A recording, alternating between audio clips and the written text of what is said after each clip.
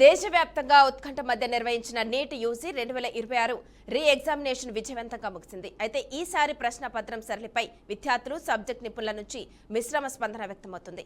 విద్యార్థుల అభిప్రాయం ప్రకారం ఈ ఏడాది మే 3న నిర్వహించిన అసలు పరీక్షతో పోలిస్తే రీ ఎగ్జామ్ ప్రశ్నపత్రం మరింత కఠినంగా ఉన్నట్లు తెలుస్తుంది.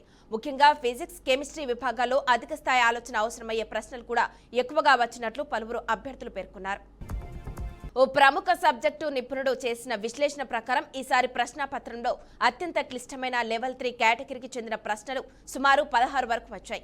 అదే సమయంలో అత్యంత సులభమైన లెవెల్ 0 ప్రశ్నలు కేవలం 2 మాత్రమే ఉండగా లెవెల్ 1 ప్రశ్నలు సుమారు 10 మాత్రమే ఉన్నట్లు ఆయన తెలిపారు.